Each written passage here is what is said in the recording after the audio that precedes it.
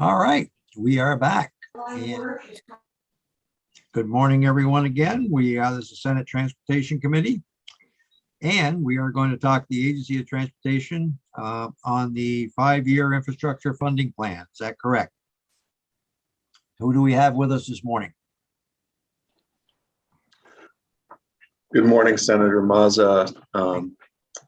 For the Agency of Transportation, and for the record, I'm the Chief Financial Officer, Bradley Kuchenberger, and joining us as well today is our Director of Finance and Administration, Jana Morse. Okay, what do you plan on discussing with us today? What would you discuss with us? So I have a presentation with both some charts and tables that show our state fiscal year 23 through 28 outlook as we understand it in our current state. And I think the goal is really similar to a presentation we gave to House Transportation to begin defining better what some of these future outlooks are. Is this because of the new funding of the infrastructure funding? Is this part of it, or? Yeah, so we'll be talking about the infrastructure funding, but we also took a holistic approach to these figures, which also include increases to program and administrative costs, as well as our known needs, particularly on the IT infrastructure side. So this is intended to give a full picture of the agency's state fund needs over the next 5 years. And if you don't mind, I'll share my screen now. Did you have the opportunity when you notified about this extra funding for the feds? Did it pose quite a problem to figure out how to engage into it, or did you know it was coming, or was that? I'm sure you know our colleague Costa Pappas was well out ahead of this. Okay. So we've actually been having internal discussions for just about a year. In preparation, and also continuing those discussions on, the evolution of how these funds are made available and what's the best way for the agency to implement those funds. All right, go right ahead. Put your screen up. We're ready.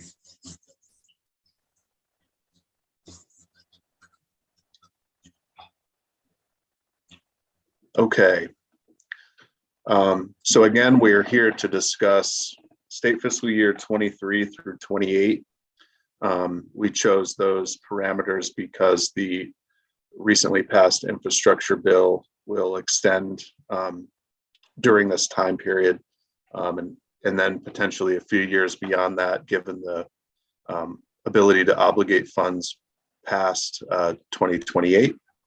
But before we get into the numbers, I'd like to start with some assumptions that we'll be using while we talk about the future state.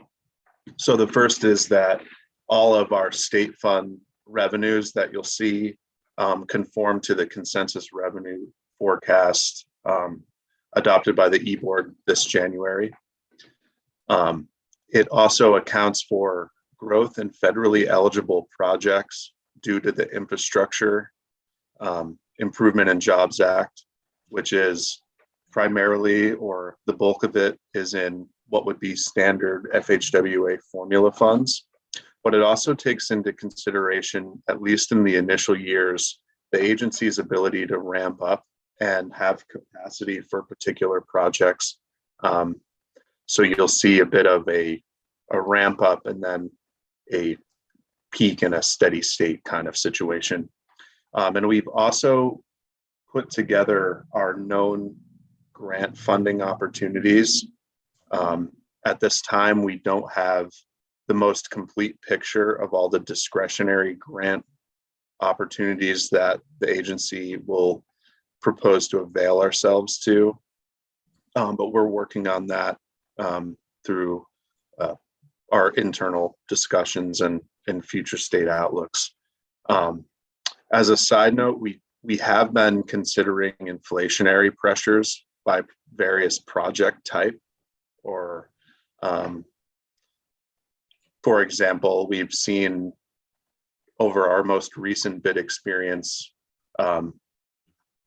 a little, but not too much inflationary percentages for paving projects, but structures projects with the cost of materials and the lead time it takes in order to get some of those materials based on supply chain pressures nationwide. We've seen some inflation there. So we've tried our best to account for some of that now. What we are uncertain of is what the influx of all this infrastructure money will have on the contracting community over the next bit of time. So it's something that we continue to monitor very closely.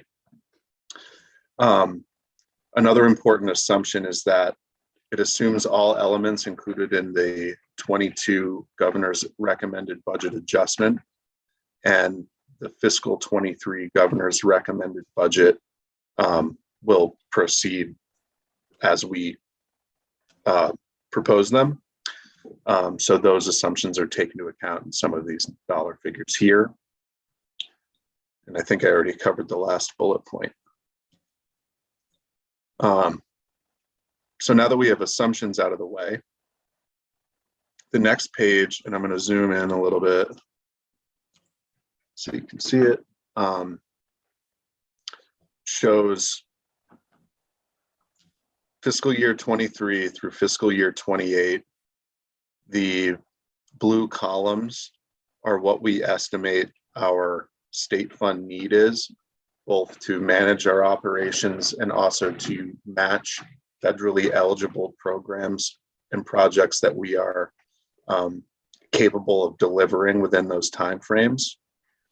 And then the line portion, I guess it's orange, the orange line represents our available state revenue over that same portion of time.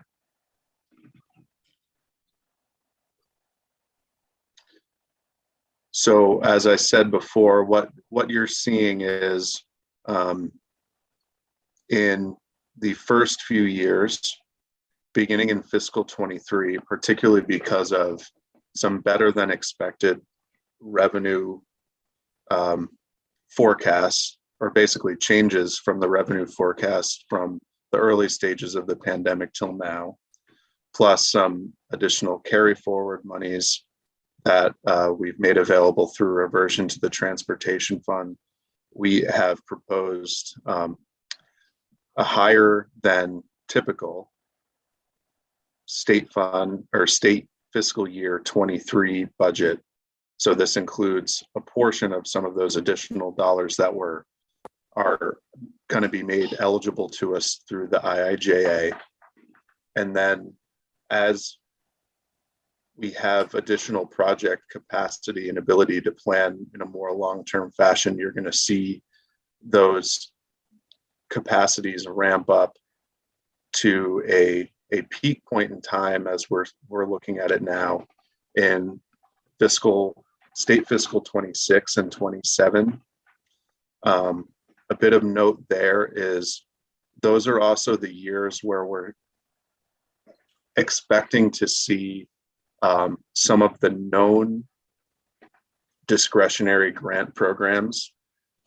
There's a supplemental bridge program and then an infra grant program, which is housed primarily in the rail category of our program.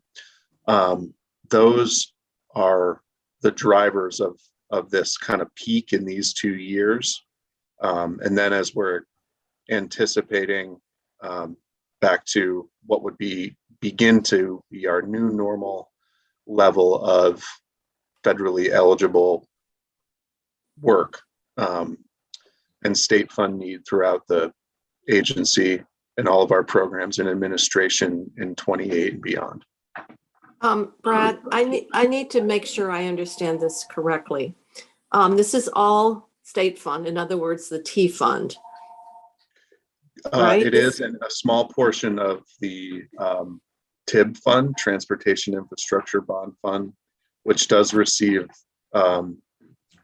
in 23 about $17.5 million of revenues as well that we've proposed to use as pay-go funding after paying off our debts.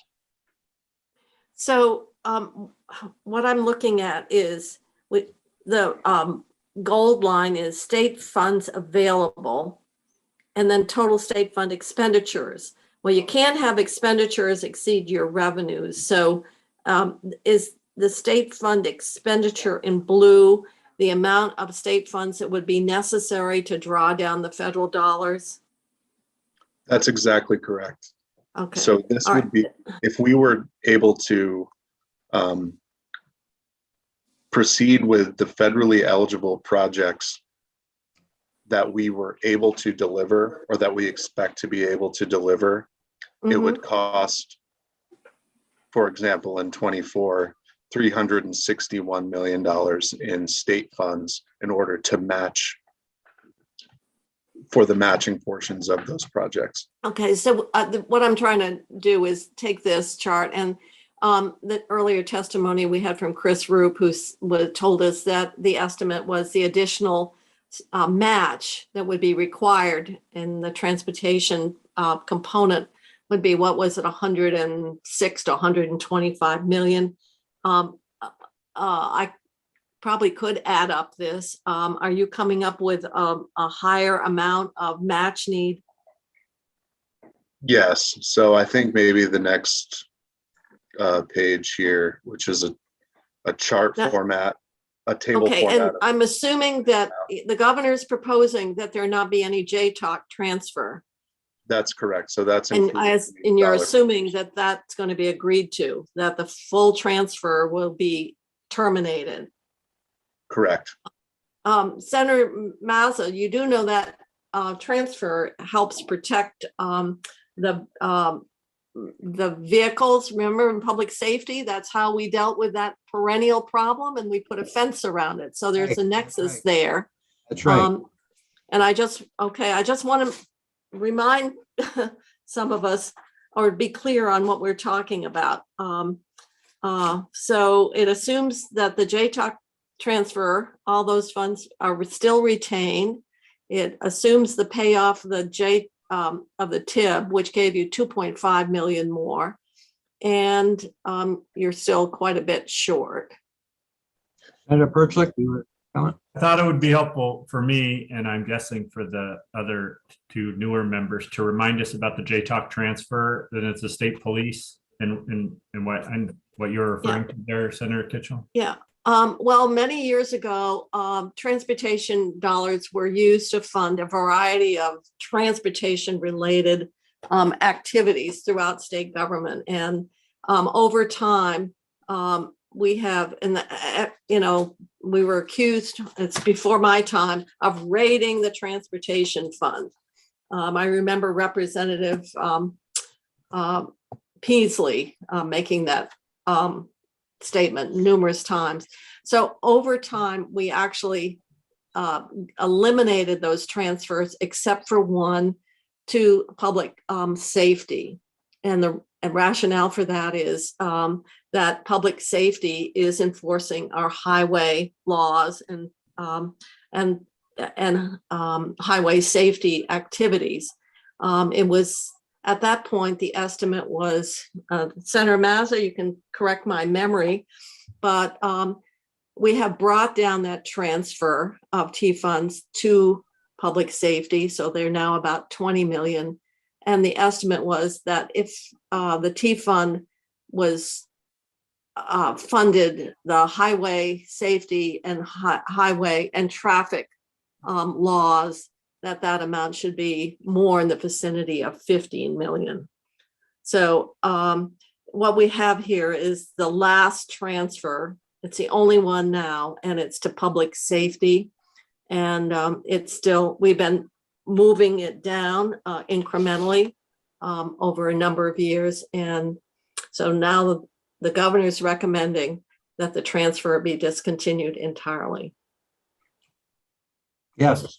Wasn't there some, was that, so the governor's budget says none of the T fund money will go to public safety, but is that where they found the money for the DMV computer? No. Okay. I don't think so. Yeah, I would like to jump in there. The amount we're funding or the governor's recommended budget proposes to fund the phase 2 portion, or a part of the phase 2 portion of the DMV modernization project, is through the repeal of the transfer to JTOC. So it's Is a it- one-to-one correlation of, you'll see a $20.25 million proposed appropriation for DMV modernization in the 23 budget, which is the same number that was on the transportation fund operating statement for transfer. Okay. All right. And then, I don't know if you can say this, Bradley, that the governor's proposal for the future years is that no more money be transferred, or just this year it's not being transferred so we can pay for the DMV upgrade? So I believe the intent is for the transfer to be repealed on an ongoing basis. And in the future years, when there is lesser and then close to zero need for additional funds for DMV modernization system, those funds could be utilized to match federally eligible projects. And the return on investment for those projects is roughly 5 to 1. If you take a standard match, matching rate of 20%. So I believe that was the long-term intent of this policy proposal. Right. Okay. And then that's included in your funds available. That is correct. So even with that, there's that shortfall. Yeah. So And I'm assuming that there's for this entire period, you're projecting that we're not going to make any increases, inflationary adjustments to motor vehicle fees. That's correct. These are projections based on current law, and without any assumptions for change in those fees or taxes. Okay, so we just transferred 20 million of pressure onto the general fund because I can't imagine public safety budget is going to go down by that amount. And so what is the total cost of the DMV modernization? Because we've already been funding that. So will this slug of money finish the project? It will finish the project in portion, but I'd like to refer you to DMV on that. I'd have to get some more specific information. I believe they're finalizing those agreements now. Okay. So you are quite a bit higher than what Chris gave us here then. Right. So I'd like to refer to that a bit. The difference that you're going to see in what Chris shared with you and these figures today are representative of a holistic agency proposed budget and need. So we've taken into account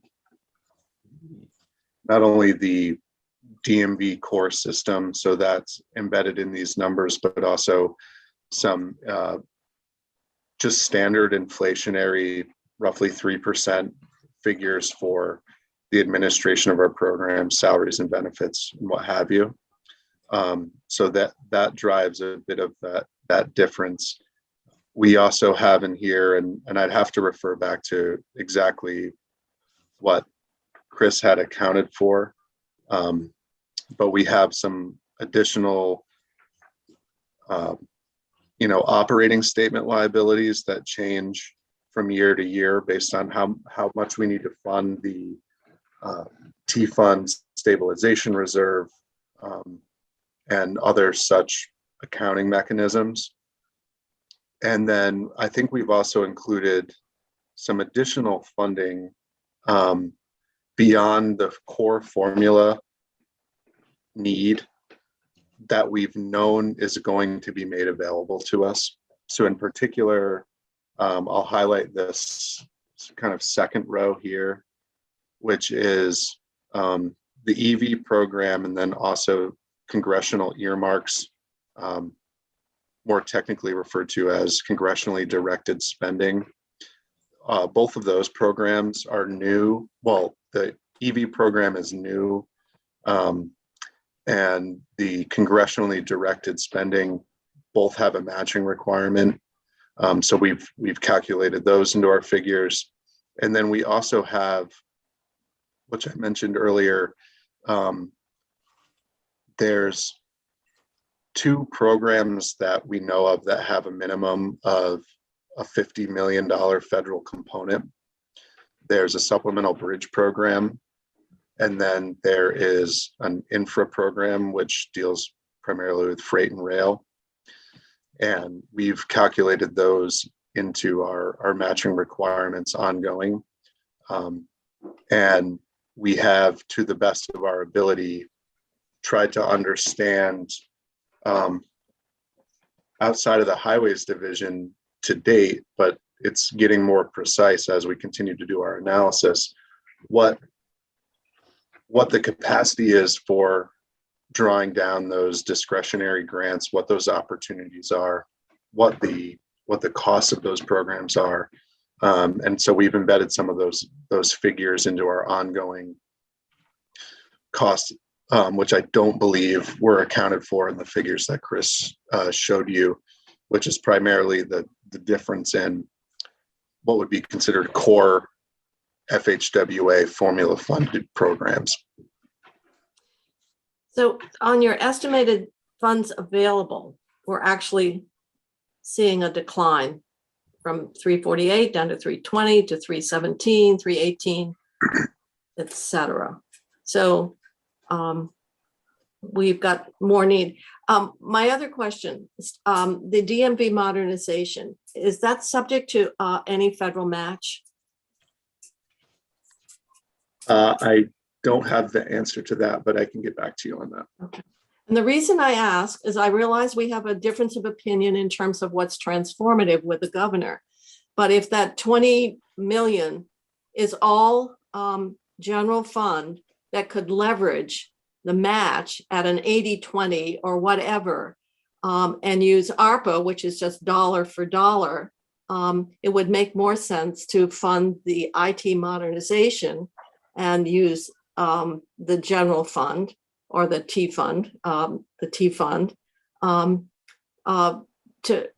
leverage the federal dollars. If you're getting, out of every dollar spent, 80% of it would be federal. So that's why I'm asking the question. Yeah, I definitely understand the question, but I would have to defer to the Agency of Administration, who, in working with their consultants, did a lot of that investigative work. And I'll try to get some answers for you from them, or Okay. get them to reach out to you directly. All right, thank you. Can Go ahead. is part of the question there, Senator Kitchell or Bradley, that whether ARPA can be used for that work, or is that what you were just referring to? Well, ARPA, for example, UI modernization, and God knows that system needs to be transformed. We are funding with ARPA, and Okay. and the governor would like to fund it with general fund, but the concern for those of us who are budgeting is general fund gives you the greatest flexibility, and it can match so that we can get access to, the goal is to access every federal fiscal dollar that's available to us. So if we're using ARPA money, for something that it's eligible and doesn't draw down any federal money, because you can't match, ARPA is federal. You can't generally match federal with federal, as you know. The only exception to that was CRF. So that's why if you had 25 million and you could use it and get an 80-20, an 80% match on it, you're leveraged a lot more of the federal dollars if you look at it in the aggregate. So that's why I'm asking the question. Right. But I believe if UI modernization would be eligible, it seems like the DMV modernization would also qualify. But It could be but because that- UI helps those economically impacted by COVID, and it's a harder argument to make about the DMV computer system than UI. but- well, yeah, but we're Sure. I wouldn't, I agree with you. I hope they can figure out a way to do that. It would be better. yeah, I don't want to prejudge it. I'm just, asking whether the DMV modernization does have federal match. If it doesn't, and then the other question is the extent to which we consider ARPA, but that engages in that debate about what's transformative. But, the state's IT infrastructure is inadequate. It's old, it's antiquated. And so, to me, if you're putting in a system, and I don't know when the DMV system went in, it's been a long time because it's programmed in COBOL, I believe. These systems are, operational for as long as, and maybe longer than a lot of our paving jobs, for example. So it's worth exploring, and then you make a decision. Do you want the extent to which you're foregoing or creating a greater pressure on the bottom line here of what that balance can or should be? And I can ask another question there. I feel like I am interrogating the presenter of the budget, but Bradley might have comments too, and that is there's two other transfers out of the T fund, or One is downtown. Well, what about the sale, purchase and use? 2% goes to the education fund. A third of a purchase and use goes to the ed fund, which is 2%. So I don't know if that's ever come up. But then the other question is about the fees, which you brought up before, Senator Kitchell, and I think your document that you sent around was 14 million or something if fees had kept up with inflation or on track. Yeah. Yes. I wondered for Bradley if this calculations of the shortfall of our ability to match the federal funds gives the administration any pause on their policy of not raising the fees. I can't comment on that. Right. Yeah. I was just trying to trick you. I just tried. What I would like to go back to, and Senator Kitchell, you brought it up, is the difference between the fiscal 23 state funds available and then moving forward. So just some historical context is we had a revenue downgrade during the pandemic, but then our revenue collections in state fiscal year 21 were actually quite good, and we exceeded the consensus revenue forecast during that time period by about $9 million, give or take. I don't have it right up in front of me, but in 22 and 23, during the July consensus revenue forecast, there was also a revenue upgrade, which has since been curtailed, but only slightly.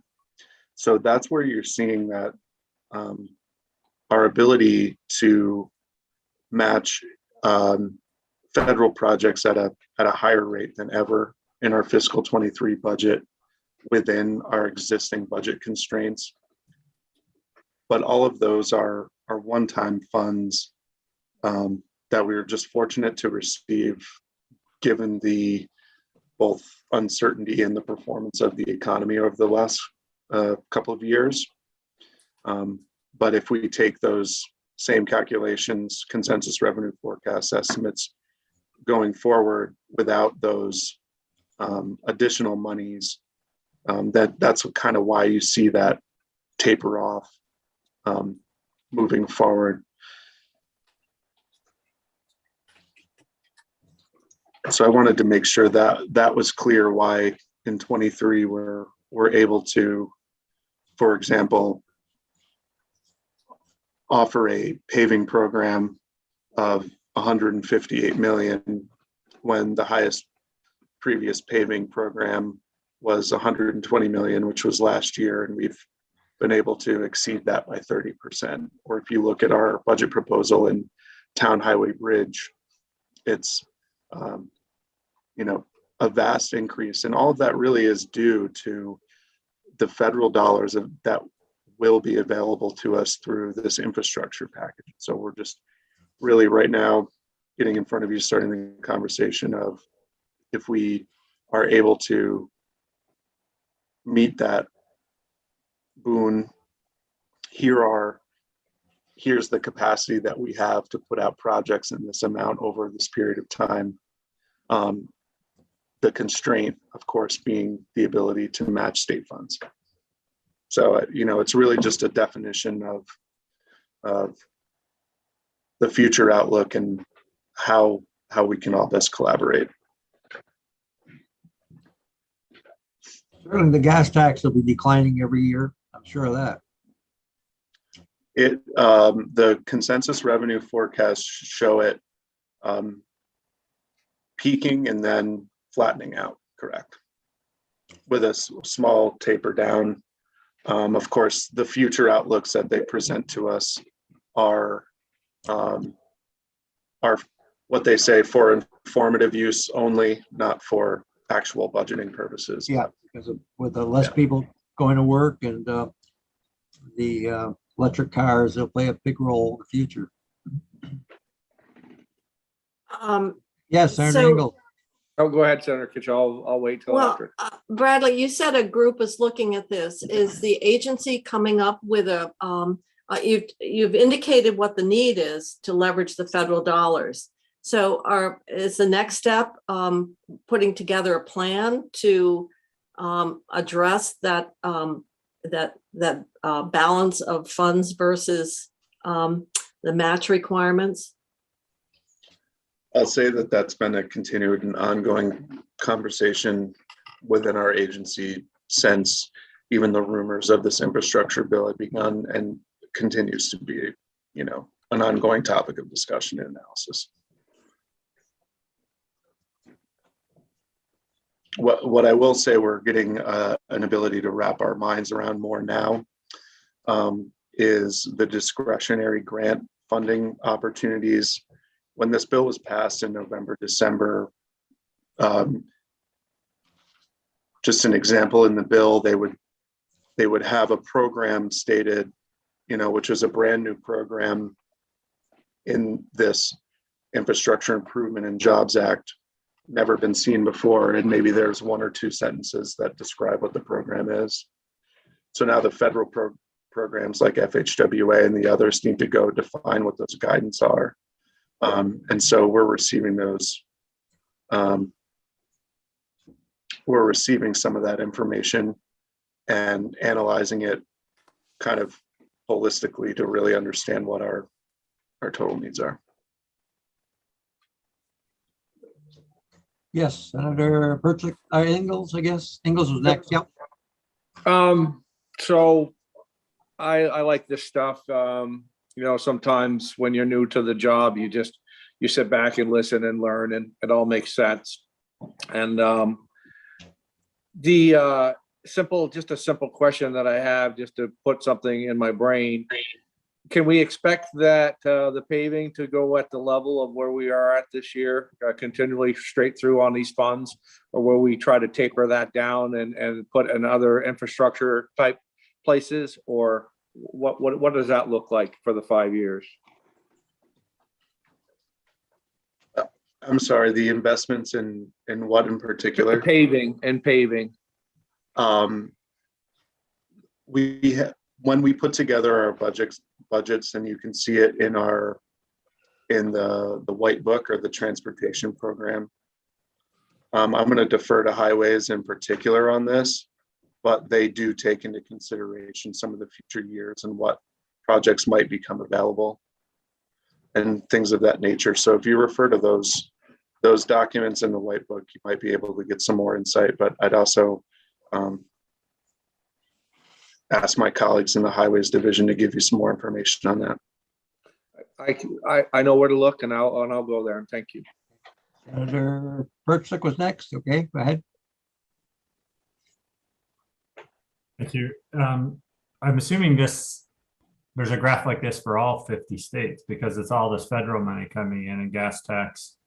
Nobody's raising their gas taxes. Although a couple states have done a little of that, but do you know, or is that part of what AOT is looking at, how other states are dealing with this same kind of issue of how to match federal funds? And I know Vermont at least gives itself high marks of always being able to, draw down a lot of the federal funds for the match. So I guess I don't know how common it is for other states just to leave that money on the table because they can't close that gap, or are they finding ways of doing it? So I can only answer your question in general terms, Senator. There are only a handful of states that have enough funds just in the bank to not bat an eye at these additional federal dollars, right? So a majority of states are in the same position we are. In terms of Vermont's ability to continually be able to match all of our federal funds available through our core programs, that continues to be a goal and a value, and also becomes valuable through the process known as August redistribution. So in the middle of the summer, those states that have left funds on the table, like you said, or it's really the authority to spend those funds is what they leave on the table. That gets pooled and then distributed back out to states like ours, who have demonstrated an ability to match those programs, and then also have a plan for an ability to use additional funds should they be available through this process known as August redistribution. And we've done an excellent job of being able to avail ourselves to those dollars over a number of years. And it's brought a big value to our state in being able to capture some of those dollars. That's about as specific as I'm going to be able to be about that on this topic right now. Okay, well, this is a quick follow-up on that. If Chris Roop is listening, I don't know if that is something that JFO could provide, or if it's something that's done from other years of what other states are doing to close these gaps. It would be interesting to hear. Raise the taxes on legislators. So Chris is raising his hand. Yeah, okay, Chris.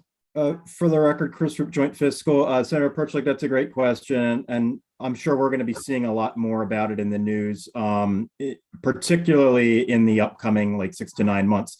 I can tell you, to sort of add on to what Brad mentioned, that I do know that there is some lobbying underway with some agencies in Washington, groups like AASHTO, who represent the state highway transportation officials, and other groups are lobbying Congress to see if ARPA dollars could be used to draw down some of these matches, for example. So that very much remains an open, unresolved question right now.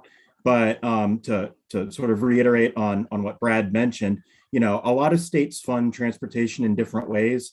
But I would imagine that very few states out there have enough money under the couch cushions to walk into this bill with no concerns whatsoever. And how if Tom Cavett was here, he would stress the amount of uncertainty that remains with how we recover and respond from the tail of the pandemic.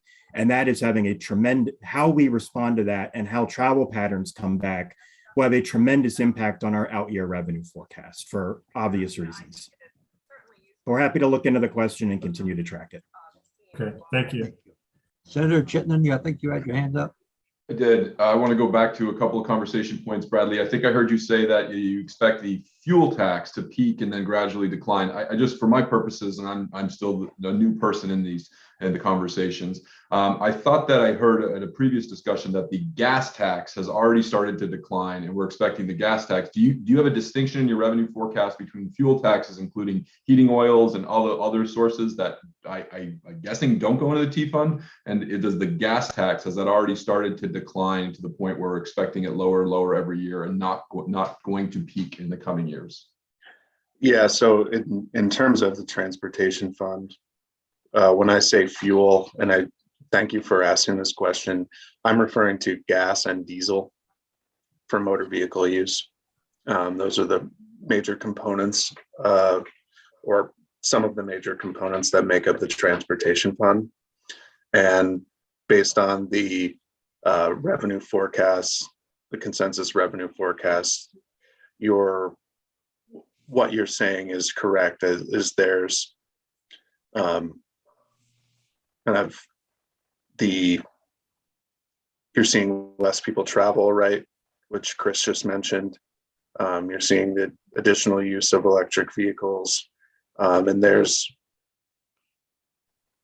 that usage. If it declines, there's less revenue available. And there's really just no way to predict in the future years at this point in time what people's behaviors are going to be once maybe we're through the pandemic and through some of this other uncertainty.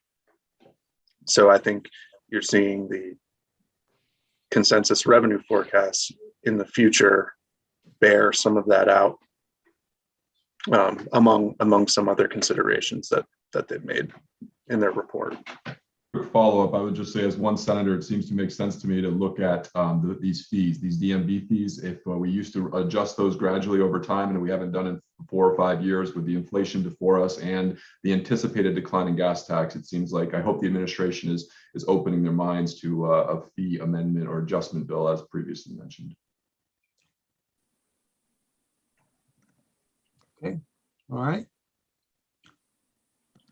Okay, you can continue on. So in terms of presentation materials, that was what I've prepared.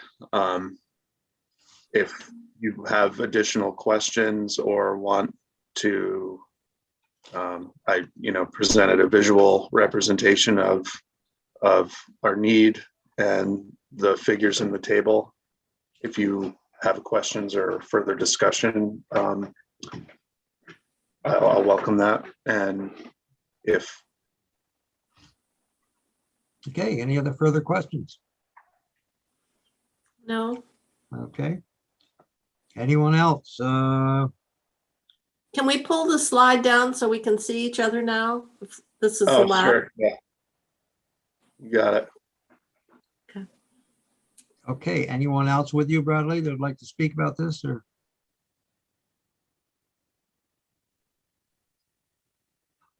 Not at this time. Thank you, Senator. Yeah, okay. All right. Okay, committee, any other questions or comments at this point?